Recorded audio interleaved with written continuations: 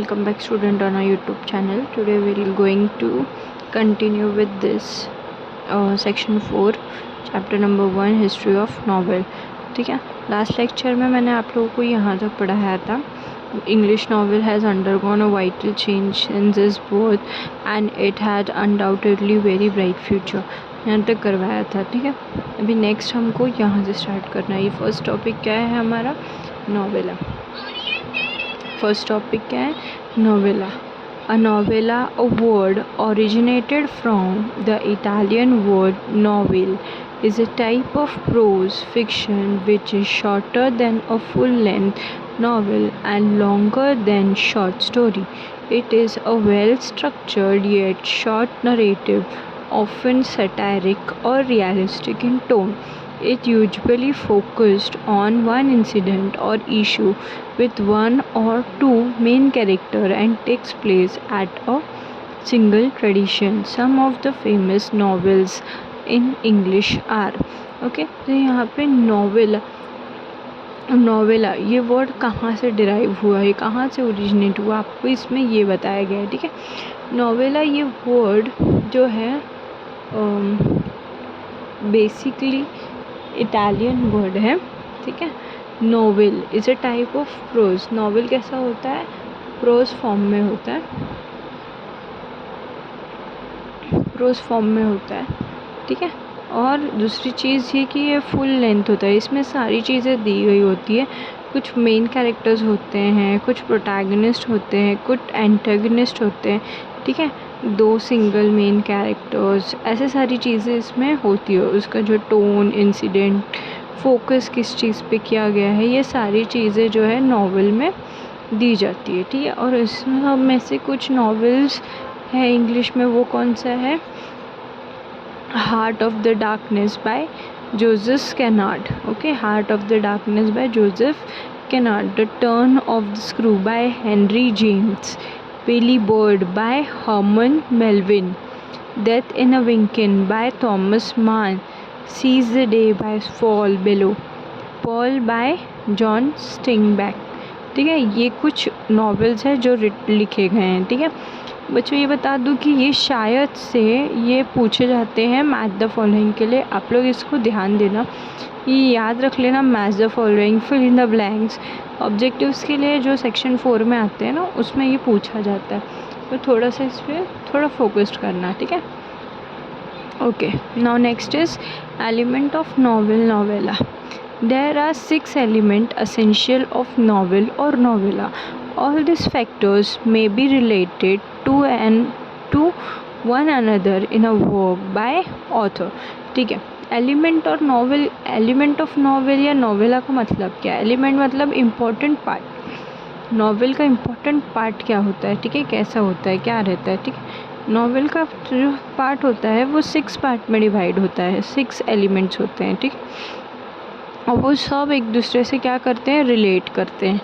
ठीक है, first is क्या? Theme. Theme is a central idea in the novel which can be expressed in a nutshell. It is a philosophical statement of or a truth which the writer has put forth through the narration of the series of event in the story and character acting in a particular setting. ठीक है, theme. Theme मतलब क्या? Subject. Subject मतलब एक central idea. Theme वो novel का central idea क्या है, क्या एक्सप्रेस करना चाहता है, क्या स्टेटमेंट ऑथर ने, राइटर ने नरेट किया है, क्या सीरीज़ नरेट किया है, क्या स्टोरी दिखाया है, क्या कैरेक्टर्स दिखाया है, वो पर्टिकुलर सारी चीज़ों पे ध्यान दिया जाता है. उसको क्या बोलते हैं? Subject. Okay, next is plot. Plot is essential the story or the course of event that make up the theme. It is created by the conflict, either international inside the mind of the character or external with other characters or entities.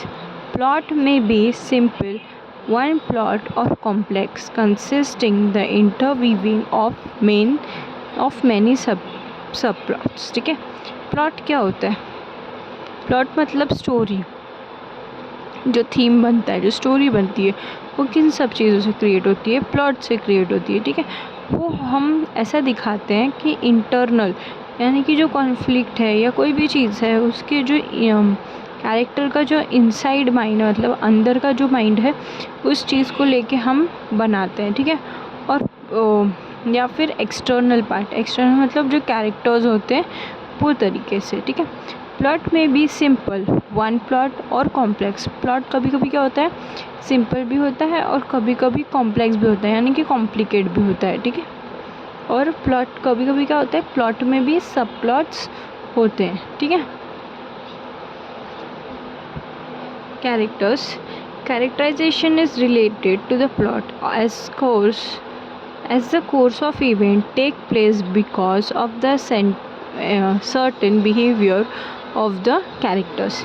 Depiction of characters can range from a thumbnail sketch to deep wordy highly detailed verbal sketch. The important characters may have been described in its every aspect by the writer. The minor characters are not given much importance. The reader follows the action of one main character through the novel. This character is referred to as a protagonist. Main character is in a conflict with the characters or an entity or a force, internal or external, which is known as antagonist, ठीक है। ये क्या करता है, character depict करता है, क्या करता है, कैरेक्टर डिपिक्ट करता है। कैरेक्टर मतलब क्या, किसी भी कैरेक्टर को शो करना, ठीक है। इसमें दो टाइप ऑफ कैरेक्टर होते हैं, एक होते हैं एंटागनिस्ट और एक होते हैं प्रोटैगनिस्ट। प्रोटैगनिस्ट मतलब पॉजिटिव कैरेक्टर जिसको हम बोलते हैं मेन कैरेक्टर, और एंटागनिस्ट जिसको बोलते हैं जो नेगेटिव कैरेक्टर प्ले करते हैं, ठीक है, उनको हम क्या बोलते हैं, एंटागनिस्ट। यहाँ पे दिया हुआ है, खा गया प्रोटैगनिस्ट, हाँ एंटागनिस्ट, ओके। अभी next is setting. Setting is a background in which the story takes place. Setting क्या होता है, हर एक चीज़ का ऑर्डर जिससे स्टोरी जो है वो क्रिएट होती है अपने आप, ठीक है। There are several aspects of settings, it includes place, period, time, element और weather and life style. Plot and character are the two major elements that are affected due to setting, ठीक है। Settings क्या होता है, setting में क्या दिखाते हैं, प्लेस दिखाते हैं, प्रॉपर टाइम दिखाते हैं, प्रॉपर पीरियड दिखाते हैं, प्रॉपर क्लाइमेट वगैरह सब, वेदर, लाइफस्टाइल क्या है, वो सेटिंग प्रॉपर तरीके का एक कैरेक्टर की सेटिंग हो जाती है, जिससे क्या होता है, वो हर एक मेजर एलिमेंट को अफेक्ट करता है, ठीक है। नाउ कॉन्फ्लिक्ट मतलब क्या, फाइट, आर्ग्यूमेंट, ठीक है। A struggle between the opposite force in the story is called conflict. जो एक दूसरे से झगड़ा करते हैं ना, स्टोरी में लड़ाई होती है, उसको क्या बोलते हैं, कॉन्फ्लिक्ट बोलते हैं। क्या बोलते हैं, conflict is a story provides interest and curiosity about the plot. और कॉन्फ्लिक्ट क्या होता है, वो उससे क्या होता है, स्टोरी में, प्लॉट में इंटरेस्ट बढ़ता है, क्यूरोसिटी बढ़ती है कि आगे क्या आएगा क्या। वो स्टोरी पढ़ते पढ़ते हमारा खुद का क्या होता है, इंटरेस्ट बढ़ते चला जाता है। Okay, Language style. The language and the technique used by the author for the narration of the course of event is known as style, ठीक है। जो लैंग्वेज हम यूज़ करते हैं, जो टेक्निक्स हम यूज़ करते हैं, उसको क्या बोलते हैं, हम एक तरीके का स्टाइल बोलते हैं। क्या बोलते हैं, स्टाइल बोलते हैं। जो हम लोग जिस तरीके से हम उस स्टोरी को क्रिएट करने की कोशिश कर रहे हैं, okay. An author can use extensive vocabulary, a high phrase, or he may be laconic and would write only to the point, or he may mix both according to the requirement. For meeting this purpose, he may use linguistic device to make the narrative effective.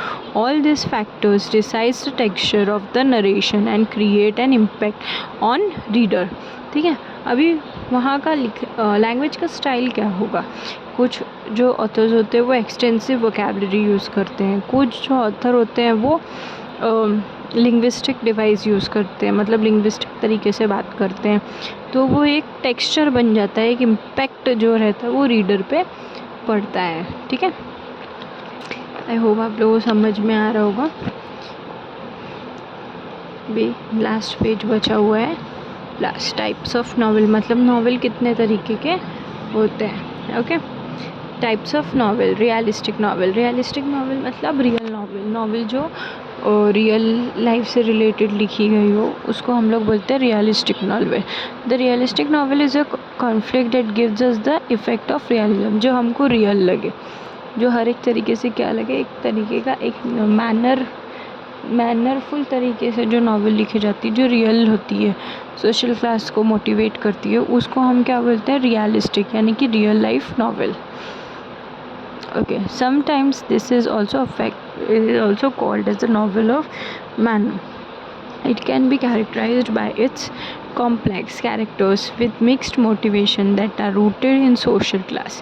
The characters in the realistic novel interact with other characters and undergo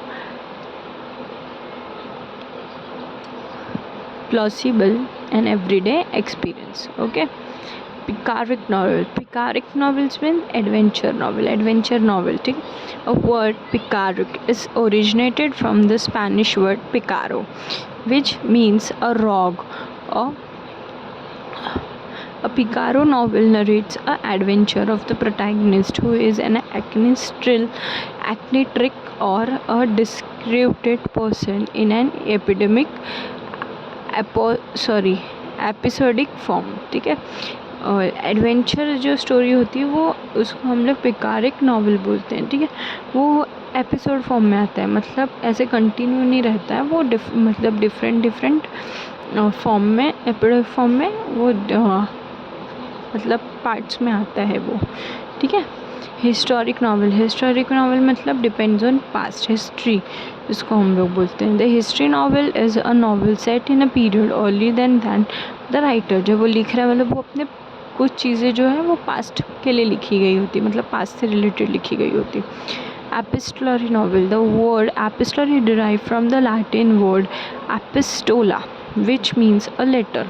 ठीक है, epistolary novel कहाँ से derive हुआ है, Latin word एपिस्टोला से, जिसका मतलब होता है लेटर, यानी कि ये जो नावल है वो कैसे लिखी जाती है, लेटर फॉर्म में. ठीक है, जैसे डायरी एंट्री हो गई, उस तरीके से जो नावल लिखते हैं उसको हम लोग बोलते हैं epistolary novel.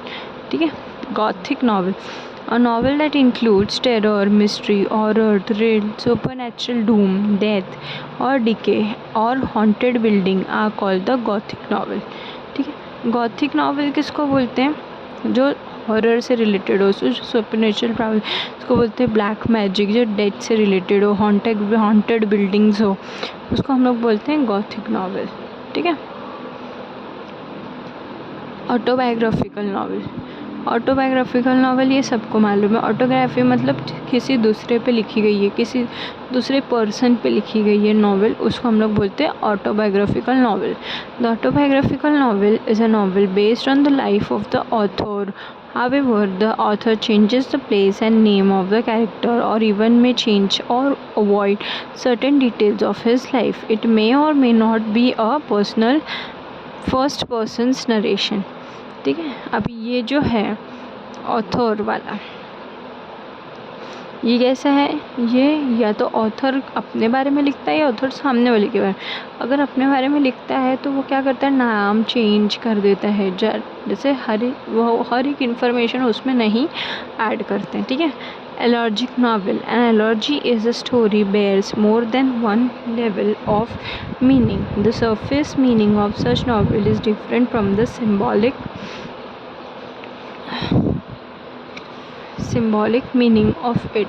The symbolic meaning of an allergy may be political, religious, historical and philosophical. ठीक है, एलर्जिकल नावल किसको बोलते हैं, जो किससे रिलेटेड होता है, पॉलिटिकल से रिलेटेड होता है, रिलीजियस से रिलेटेड होता है, हिस्टोरिकल से रिलेटेड होता है, फिलोसॉफिकली जिस चीज़ों से रिलेट होता है उसको हम क्या बोलते हैं, एलर्जिक नावल. ठीक है, दूसरा है ओटोपोनिया, यानी कि डिस्टॉफिन novel. Otoponia is an imaginary community of society possessing the idea qualities. It is a common literary theme, especially in science fiction और speculative fiction. ठीक है, इसको कैसे बोलते हैं कि जो सोसाइटी से रिलेटेड जो होते हैं, सोसाइटी से रिलेटेड जो बात होती है उस बारे में अगर जब नावल लिखते हैं तो उसको बोलते हैं उटोपियन novel. Psychological novel. Psychological novel is a work of fiction that treats the international life of a protagonist or even the other characters as much as the external factors. ये psychological novel किसको बोलते हैं? जब दूसरे के बारे में हम लिखते हैं एज ए प्रोटैगनिस्ट लाइफ, उन लोगों के बारे में अगर हम लिखते हैं तो उसको हम बोलते हैं साइकोलॉजिकल नावल. ठीक है. Stream of consciousness novel. Stream of consciousness is a phrase coined by William James in his treatise Principle of Psychology 1890. It means the flow of thoughts. Incidents in a plot are in the sequence of their occurrence. The novelist narrates them as they enter the mind of the character. ठीक है. Stream of consciousness novel मतलब जो जिसको अगर हम normal language में बोले तो जिसको हम बोलते हैं माइंड रीडिंग. ठीक है. जो माइंड रीडिंग होता है उस पर हम बोलते हैं कि ये जो है वो स्ट्रीम ऑफ कॉन्शियसनेस नावल है. ठीक है. और last Bulgarian roman novel. The German word Bulgarians roman indicates growth. इसको क्या बोलते हैं? ग्रोथ. इसका मतलब किसको बोलते हैं? हम ग्रोथ को बोलते हैं. द फिक्शन बायोग्राफी और autobiography is concern with the growth of the protagonist mind, spirit and characters from the childhood to adulthood, जिसमें हम बचपन से लेके अडल्टहुड की कहानी, उनके माइंड रीडिंग को, उनके कैरेक्टर को हम अगर डिफ़ाइन करते हैं तो उसको हम क्या बोलते हैं? Bulgarian roman novel. In the first half of 20th century, a script of the pulp magazine became popular in which a fantastic fiction of the general entertainment of the mass was printed on the cheap pulp paper. The pulp fiction era provides a building ground for the detective novel and science fiction. ठीक है. जो pulp paper पे जो depict होता था उसको हम बोलते थे, जो 20th सेंचुरी में जो मैगज़ीन बनती थी उसको वो जो लिखी जाती थी वो मोस्टली बल्गेरियन रोमन नावल पे लिखी जाती थी. ठीक है.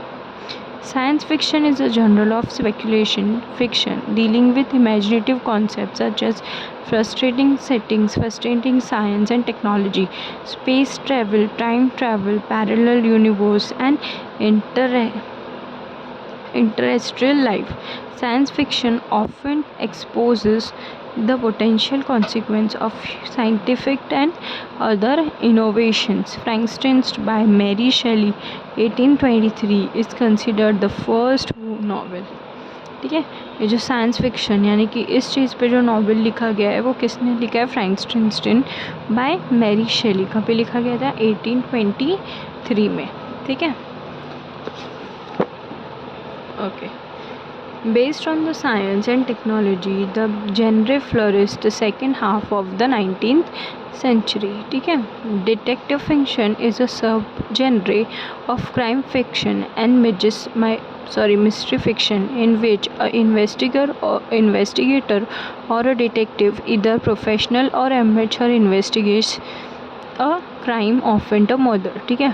बल्गेरियन रोमन में मोस्टली क्या होता है, जो हम लोग फिक्शनल स्टोरी जो देखते हैं यानी कि जो मिस्टीरियस फिक्शन जो देखते हैं, जो स्टोरी देखते हैं उसको हम बोलते हैं बल्गेरियन रोमन नावल. ठीक है. आई होप आप लोगों को समझ में आया होगा. वीडियो अच्छी लगी है तो मेरे इस चैनल को लाइक करें, चैनल को सब्सक्राइब करें, वीडियो को लाइक करें और ज़्यादा से ज़्यादा शेयर करें. जितना नॉलेज शेयर होगा उतना अच्छा होगा. Okay student, till then keep learning, happy learning, bye.